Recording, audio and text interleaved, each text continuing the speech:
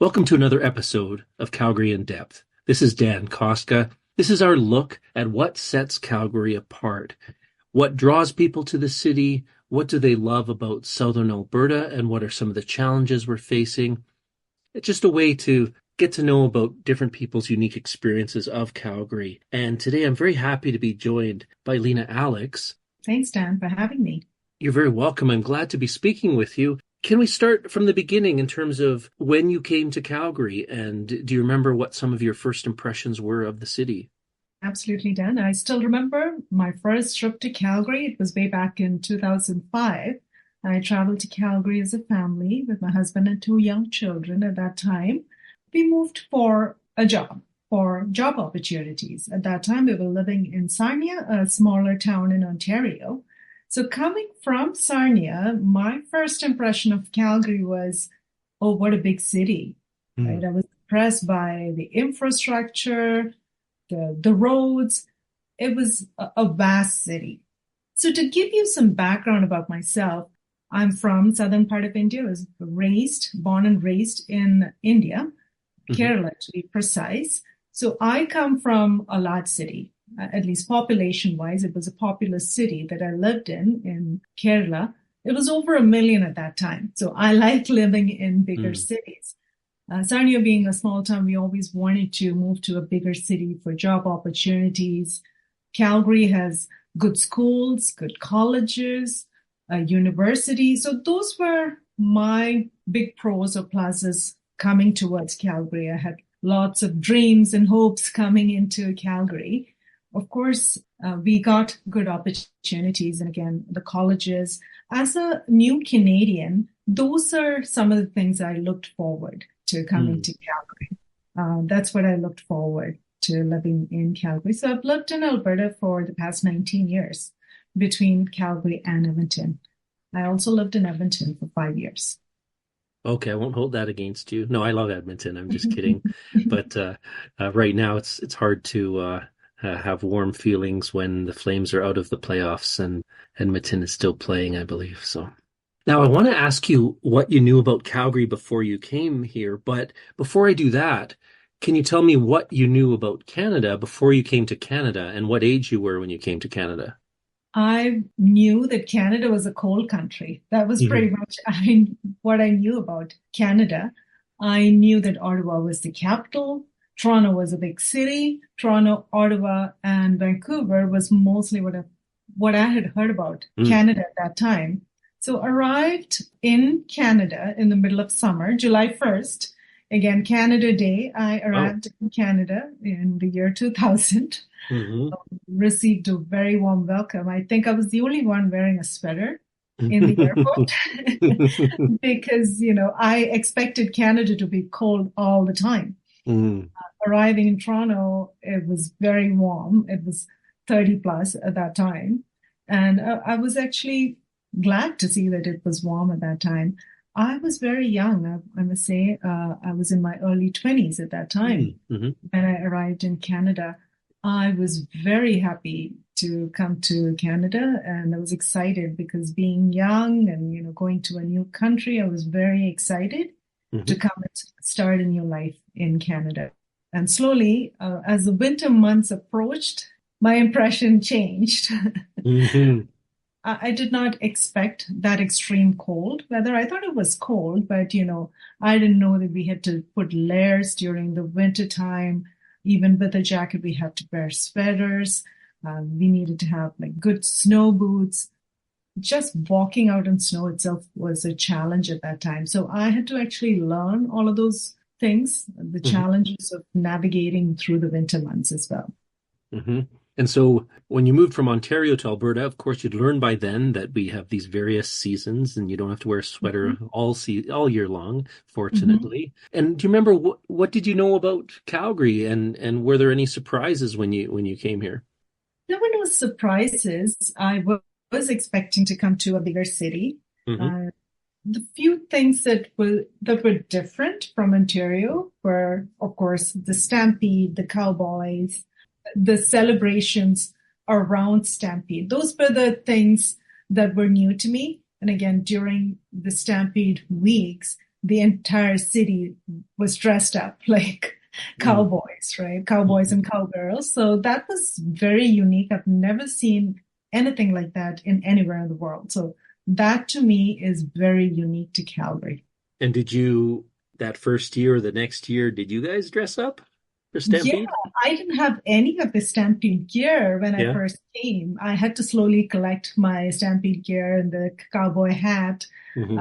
the clothes that you wear for Stampede. So I slowly, in the next couple of years, I started buying those things. And now I do. Now I do Hmm. have all of those things. The first year, I didn't know what to expect when I went to the Stampede grounds.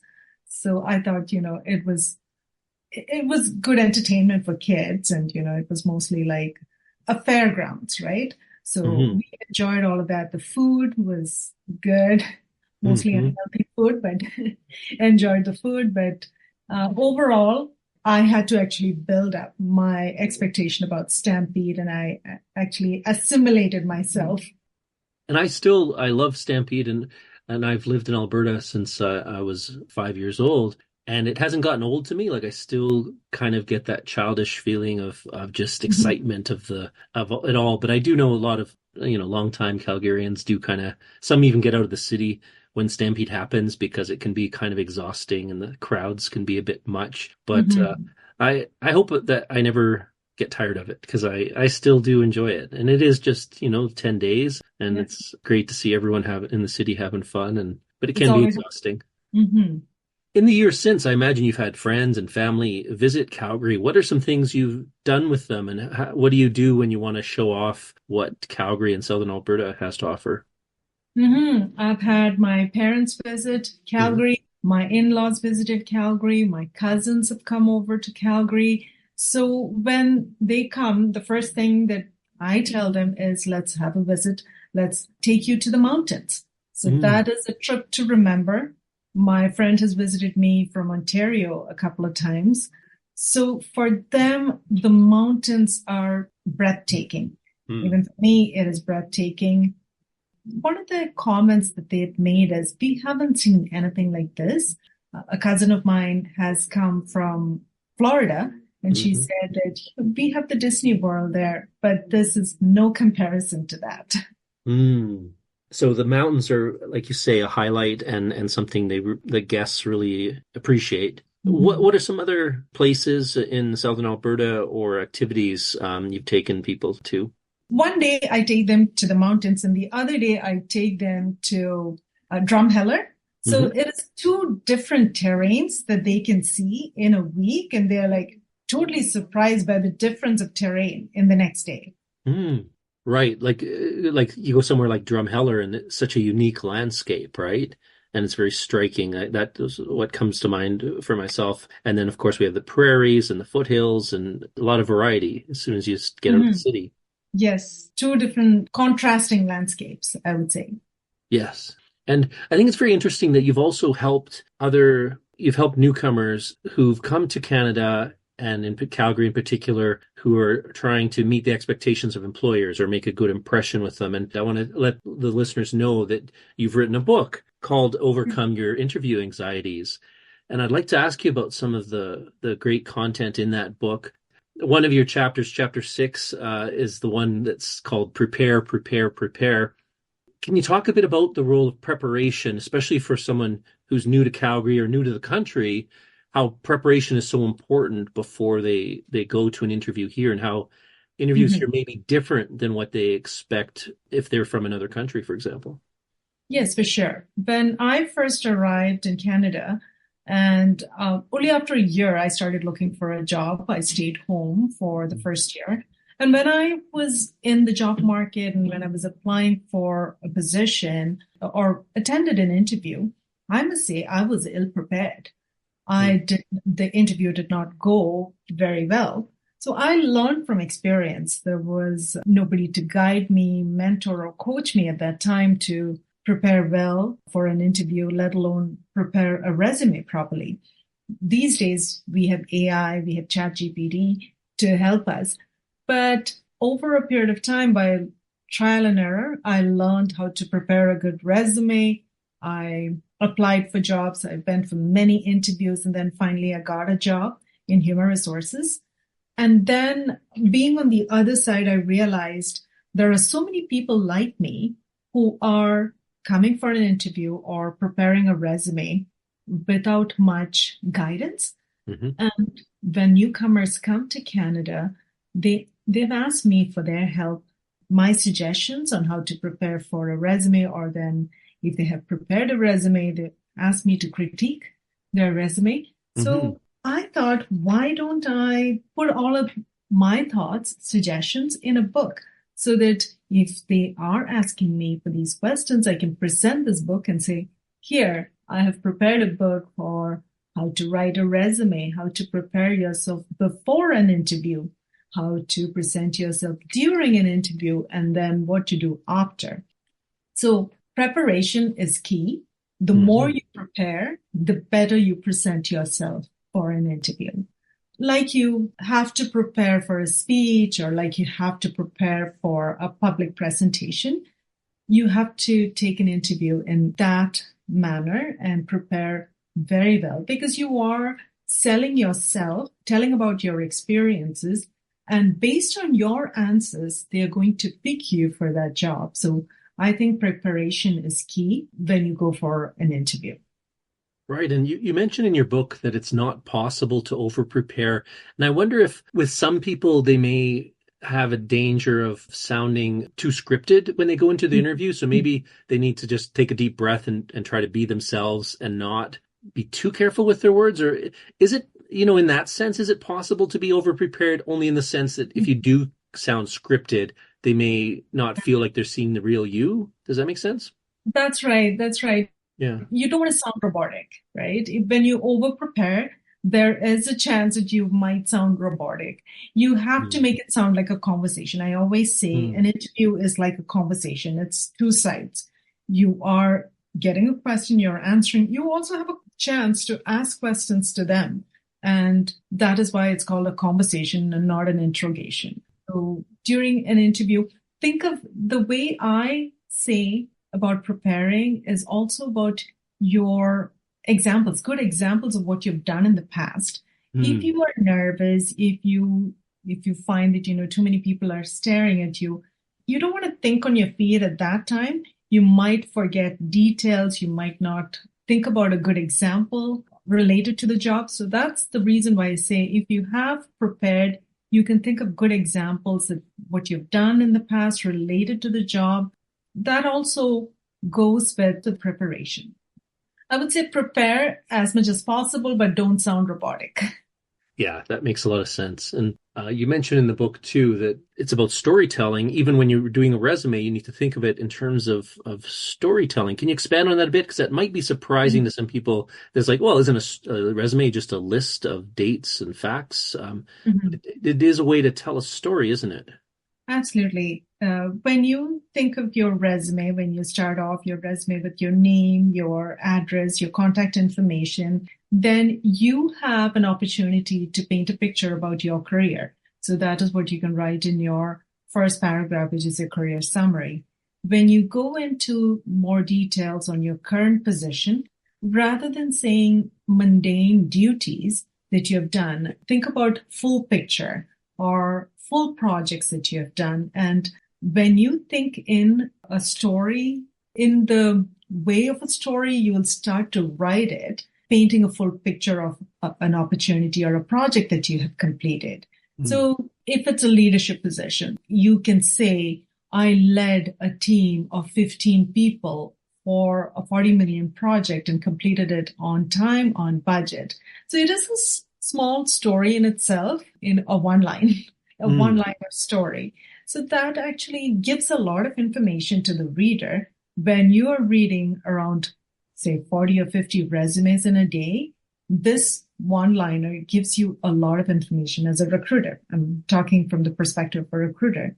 The recruiter gets a lot more information from that one line. And maybe later on, you can expand about this when you're called for an interview. So that is why when you think about your stories or your experiences in the format of a story, you can better remember things. You don't even have to write down things. You can remember things better. And when you tell that in a story format, they also remember your stories better. Mm.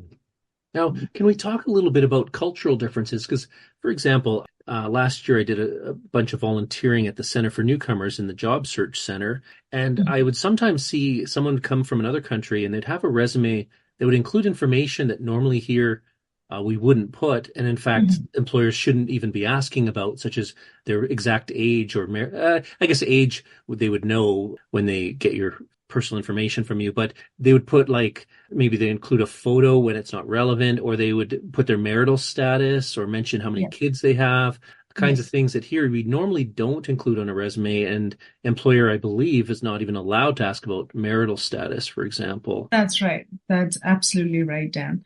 In certain countries that are legal, those details are legal, and those details are needed for you to get a job. For example, in some countries, they ask you for your passport number. They ask you for your age and marital status. Those are completely legal to ask. As opposed to Canada, you're not supposed to ask any of your personal details until you're given an offer. Only post an offer, they can even ask for your driver's license or anything like that to conduct a criminal history check. Before that, any of these details, the employer, knowing any of these details, the employer is then looking at them with a bias. I know your age, I know your marital status, I know how many kids you have.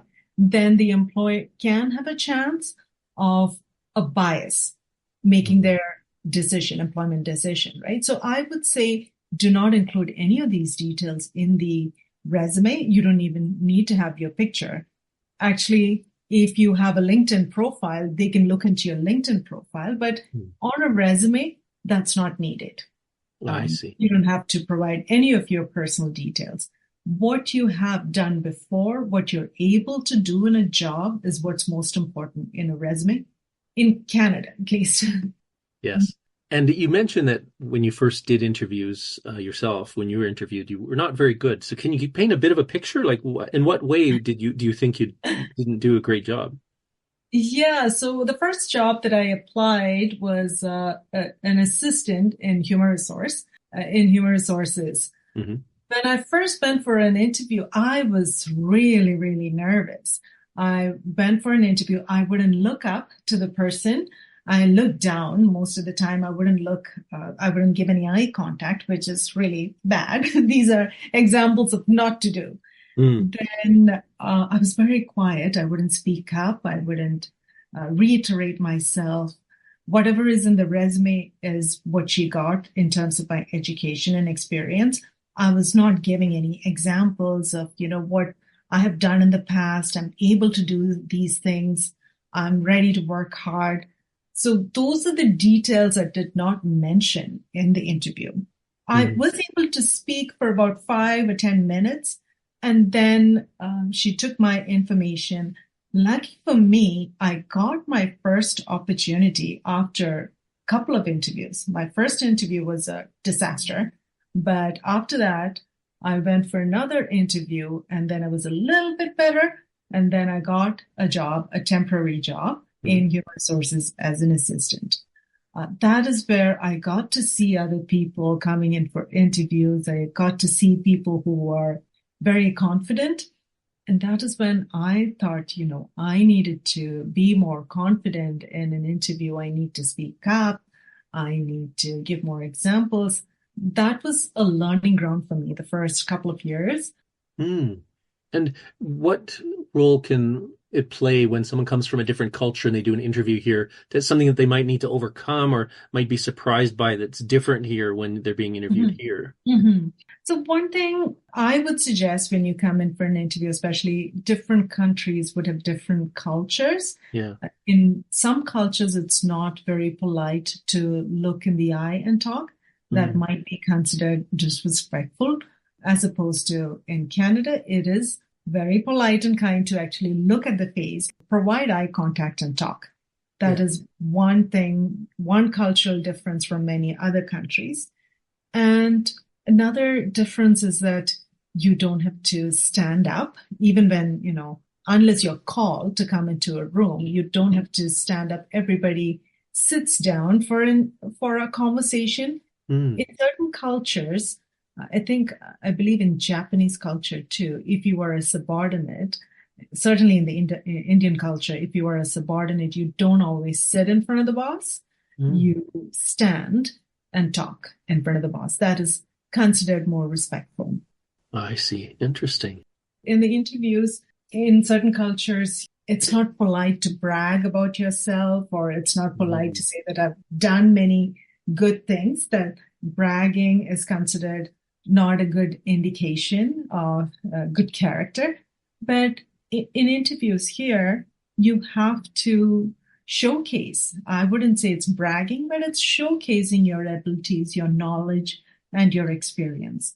You don't have to think about it as blowing your own horn or bragging, but it is indicative of what your experience is, and you're showcasing yourself. You're advocating for yourself. Right. And I'm not sure if I mentioned it earlier, so you do offer part-time consulting in these skills. What do you most enjoy coaching people or consulting with people about? Like, where do you feel like you can make a difference, or where you get a lot of satisfaction from helping people? I've helped many individuals prepare their resume, prepare them for interviews. I provide information on how to present yourself in the most confident manner. And I do that during my free time over the weekends. And I get a lot of satisfaction on how they transform themselves, how they take my suggestion, put it into action. And when they go for an interview and they feel they're successful, seeing that journey, seeing their transformation gives me a lot of satisfaction. People have gone from no interviews at all to getting interviews and getting employed. Seeing them succeed is a big win for me. It's very satisfying. And which skill, or where's the most like untapped potential where you have the ability to like make a difference for somebody when it comes to their ability to do a good interview? Is it just overcoming the nervousness? Is that the biggest thing? Yes.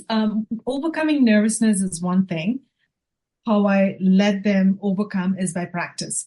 I ask them the same question over and over again, so they get used to answering that question. Another thing is having that knowledge, sharing that knowledge about what to expect in an interview. And by practicing the commonly asked questions, well, I have provided those commonly asked questions in the book as well. If you prepare for those commonly asked questions, at least one of them would come in the interview. So by preparing those 10 questions, you are able to pivot from there. If they're asking you for what you've done in the past, which you're proud of, you certainly have prepared that answer. And you can tell that in a manner that is understandable for the person in front of you, and you can explain it in a way that is very satisfying for you. So talk about your accomplishments, talk about your experiences, the challenges that you've faced. So I make them think about all of these scenarios. So that is how I help them to talk freely about their experiences, talk freely about their accomplishments, and be comfortable with those answers. Yeah, your book is just full of very practical advice. It's very hands-on. Like you can really apply everything that's in there. And again, I want to remind people it's called Overcome Your Interview Anxieties. The subtitle is Practical Tips to Reduce Interview Jitters by Leena Alex. Before we wrap up, can you talk a little bit about what you view as Calgary's strengths? You've obviously talked about the wonderful natural environment and the mountains. What else do you see as the strengths of Calgary, and maybe what could be even better here? Yeah, so like I said, Calgary has good infrastructure. Calgary has good schools, colleges, and a university, like I said. Calgary has a diverse culture. Calgary has an emerging good population of diverse new Canadians as well. So in terms of a growth perspective, I think we need to diversify. Calgary is known as an oil and gas hub, right? If we can diversify in terms of making it an IT, good for an IT sector or say, supply chain, if we can diversify on different sectors. IT was one of the things that comes to my mind. A lot of educated new Canadians have their IT background. So for them, it will be an advantage having IT sectors grow here in Calgary. Mm. Another thing that I can think of would be good connectivity between the cities. If there is an intercity train connecting Calgary to Edmonton or Calgary to Fort Mac, that'll make it more feasible for people to travel between cities more frequently without driving or without flying. So I've always thought about it. I had pondered about it. Those would be the things that would come to me. Otherwise, Calgary is a great city for families, for raising children. And of course, only the con would be the weather, the cold weather. Other than that, I cannot think of anything bad about Calgary. Calgary is known as one of the cleanest cities in the world. So I recently read that Calgary is one of the cleanest cities, and it usually comes among the first 10 to 15 best cities to live in the world. So yes, that you can't go wrong with that. Yeah, no, I think we're very fortunate. I would agree with that. Mm-hmm. Well, thank you, Leena. It's been a pleasure speaking with you. And thank you, Dan, for having me. Yeah, you've shared a lot of wonderful information about your own experience here in Calgary and some wonderful advice for those, not just for newcomers. And I want to stress that your book is not just for newcomers. Of course, it has some advice that's very applicable for newcomers, but it's valuable for anybody who wants to feel more comfortable doing a job interview and increase their chance of success. It's a wonderful book, your book, Overcome Your Interview Anxieties. Thank you again, Leena Alex, for talking with me today. Thank you, Dan. It was wonderful chatting with you. Have a great day. Take care.